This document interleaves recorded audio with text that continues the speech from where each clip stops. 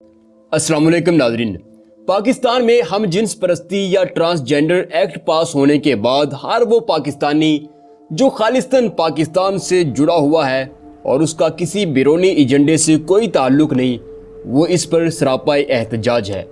मगर आप ज़रा चीज़ों को वाइड करके देखें तो आपको दुनिया के 178 ममालिक में इस चीज़ पर बाकायदा कानूनी रसाकशी नज़र आएगी। और इस वाइड एंगल पर आपको जो चीज़ सबसे ज़्यादा हैरान करेगी वो ये है कि इस किस्म के कवानीन और ट्रेंड चलाने वाले सिर्फ हुकूमती सतह के ही लोग हैं। दुनिया की 90% नॉर्मल आबादी जो नॉर्मल रवैया रखती है हम जिन्स परस्ती के नाम से ही चिढ़ती है। तो फिर यहाँ पर यह सवाल पैदा होता है कि हुकूमती सतह पर ये मुट्ठी भर लोग आखिर किस आलमी एजेंडे के तहत इस किस्म के कवानीन लाने की कोशिश करते हैं। आज हम इस टॉपिक पर मुख्तसर बात करेंगे। मैं हूं आपका होस्ट, आपका दोस्त इमरान अदीब, और आप देख रहे हैं अपना favourite YouTube channel expose world. नाज़रीन, बुनियादी तौर पर हम जिन्स परस्तों की तंजीम LGBT का आगाज 1970 में अमेरिका से होता है। इनके तहफ़्फ़ुज़ की पहली कसम भी अमेरिका ने खाई। अब सोचने की बात यह है कि दुनिया भर में इस वक्त सैकड़ों किस्म के मसाइल मुंह खोले खड़े हैं और वसाइल की कमी की वजह से हर साल लाखों लोग अपनी जानें और इज्जतें कुर्बान करते हैं। उनके हक में इंसानी हकूक के लिए लड़ने वाली तंजीमें आए रोज़ आलमी मीडिया पर अकामे बाला को खबरदार करती हैं। लेकिन अमेरिका ने दुनिया की एक बड़ी मेजॉरिटी के मसाइल को छोड़कर एक बहुत छोटी तादाद के लोगों के बेमानी से मसले को हाईलाइट करना ज़्यादा अहम समझा और बड़े बड़े मुसन्निफीन और रिसर्चर्स के ज़रिए ये मौक़िफ़ आम करने की कोशिश की कि अगर दो मर्दों या दो औरतों के आपसी ताल्लुक़ से उनको तस्कीन मिलती है तो फिर इसमें बुराई क्या है। यहाँ भी अमेरिकन एजेंडाबाज लिखारियों ने ख्वाजा सराओं की परेशानियों का या उनका मुआशरे में जो उनका किरदार है, उनकी महरूमियाँ हैं, उनका जिक्र नहीं किया। LGBT तंजीम का तमाम महवर दो मर्दों या दो औरतों के दरमियान जिनसी ताल्लुक के सिवा कुछ भी नहीं है। 1970 से 1991 तक यूरोप भर में ये बहस कहीं नरम तो कहीं सख्त मौक़िफ़ के साथ जारी रही कि दो मर्दों और दो औरतों का जो जिनसी ताल्लुक है आपस में, इसमें बुरा क्या है। और इस दौरान दुनिया भर में हम जिन्स परस्त भी मुख्तलिफ मुकामात पर अपने एहतजाज रिकॉर्ड करवाते रहे।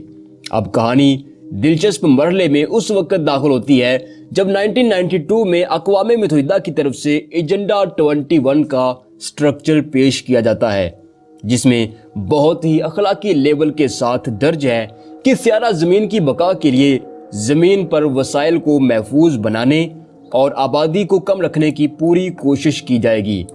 ये काफ़ी लंबी डिटेल है, आप उनकी ऑफिशियल साइट पर जाकर रीड कर सकते हैं।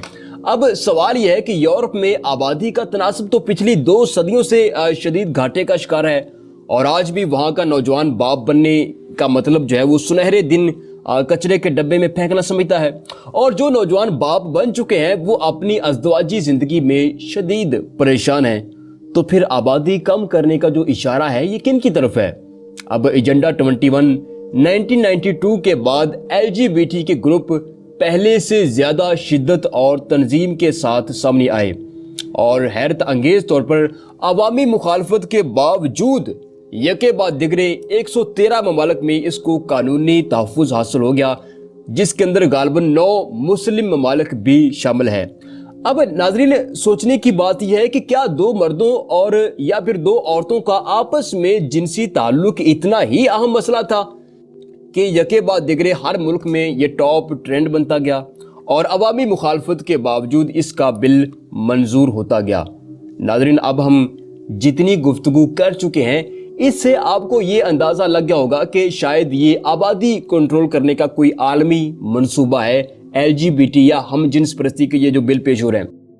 लेकिन यहाँ पर जो हम महवे गुफ्तगू हैं इसके अंदर से एक सवाल जन्म लेता है कि ये हम जिन्स परस्त दुनिया की कुल आबादी का 1 या 2% हैं, तो इससे आबादी को भला क्या फ़र्क पड़ेगा। देखिए, एक रिसर्च पेपर के बकौल अगर आप कोल्ड ड्रिंक्स या factory made fast foods regular इस्तेमाल करते हैं, ये ज़रा बात तवज्जो से सुनिएगा, तो आपके स्पर्म बेकार हो जाते हैं या फिर ऐसी पैदावार करते हैं जो नामुकम्मल होती है।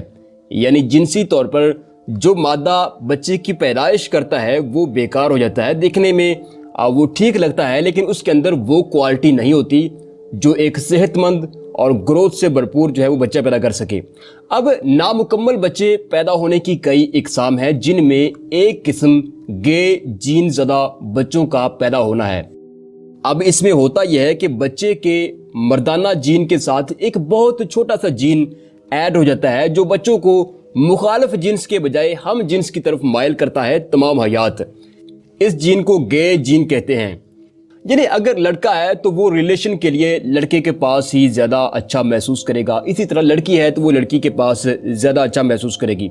अब मेरे ख्याल से ये एक लंबी गेम है।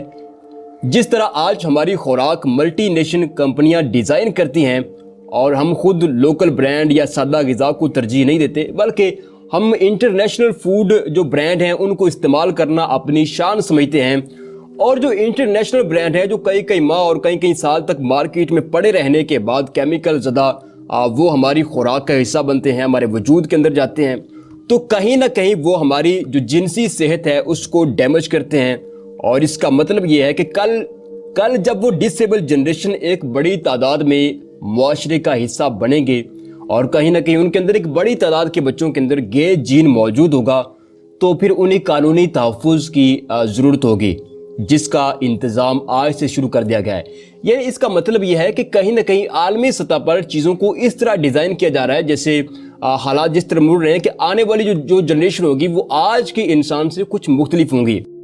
यानी आप ये भी सोच सकते हैं कि आबादी को कंट्रोल करने के लिए खुराक के ज़रिए हमारे जीन्स जो हैं वो उसके अंदर ख़राबी पैदा की जा रही है। एक बेकार स्पर्म जब एक नामुकम्मल बच्चा पैदा करेगा तो ऐसे हज़ारों बच्चों के बाद आप सोच सकते हैं कि दुनिया का फ्यूचर कैसा होगा। अब जाहिर है कि अगर एक नौजवान मुखालिफ जिन्स में दिलचस्पी नहीं रखता तो वो बच्चे कहाँ से पैदा करेगा, वो इस तरह का रिस्क कहाँ से लेगा। और यही वो फ्यूचरिस्टिक गेम है जिसके लिए पूरी दुनिया में अक़वाम मुत्तहिदा बैक फेस पर काम कर रहा है। पाकिस्तान के अंदर जो कुछ हुआ ये मामला इतना सादा नहीं है बल्कि ये आलमी सतह पर इनको ऑर्डर किया गया है। और ये जो आपको $1 अरब जो आपका कर्जा मंजूर हुआ है, कुछ शराइत तो वो हैं जो पूरी कौम के सामने है, सबको पता है, लेकिन जब भी कर्ज देता है तो वो कुछ सीक्रेट एजेंडे भी मंजूर करवाता है जो आपकी कंट्री के अंदर जो है वो अप्लाई होने होते हैं। अब मेरे ख्याल से बायोलॉजी और फूड के ज़रिए जितने भी आलमी सीक्रेट एजेंडे हैं उनका मेरे ख्याल से फूड के अगर ज़रिए उनका जो काम है उनका इनकाउंटर ये है कि हम सादा और खालिस ग़िज़ा खाकर सेहतमंद बच्चे पैदा करने के लिए ख़ुद को महफूज रखें। अगर हम महफूज रहेंगे तो हमारी आने वाली जो जनरेशन्स हैं वो महफूज रहेंगी। इस हवाले से अगर मैं आपको कोई फूड का कोई स्टोर रिकमेंड करूं तो फिर अल खालिस फूड आपके लिए बेहतरीन ऑप्शन है। ये गांव से ऑपरेट होने वाला पाकिस्तान का पहला ऑनलाइन स्टोर है जो आपको इस शर्त पर गांव की तमाम प्रोडक्ट्स अवेलेबल करता है कि अगर चीज़ खालिस ना हो तो आप हमें वापस भी कर सकते हैं। और अगर आप एजुकेशन की फील्ड से वाबस्ता हैं और आपका बहुत ज़्यादा दिमागी काम है, किसी भी किस्म का दिमागी काम है, तो फिर आप इनकी प्रोडक्ट मिल्क फ्रूट के नाम से जो इनकी प्रोडक्ट है वो इस्तेमाल कर सकते हैं। ये आपकी ज़हनी ग्रोथ और तालीमी मेयार को ज़बरदस्त करने में ये प्रोडक्ट जो है वो बहुत अहम रोल प्ले करती है। पाकिस्तान में जो हम जिन्स परस्ती का कानून बड़े टेक्निकल दावपेच के साथ खेल कर अप्लाई किया गया है, ये दरअसल एक आलमी मनसूबे की तकमील है जिसको उसके गुलाम यहाँ पर अप्लाई कर रहे हैं। और इसका हल यह है कि काम सबसे पहले आपसे शुरू हुआ है कि आपकी फूड जो है वो बहुत बेकार की गई है और आने वाली जनरेशन्स कैसी होंगी ये आप बेहतर अंदाज़ा कर सकते हैं। उम्मीद है आपको ये वीडियो पसंद आई होगी। चैनल को सब्सक्राइब कर लीजिए, वीडियो को लाइक कर लीजिए। अगर आपको ये वीडियो पसंद आई है तो इसको दूसरों के साथ शेयर ज़रूर कीजिएगा। अपना बहुत सारा ख्याल रखिएगा। अल्लाह हाफिज़।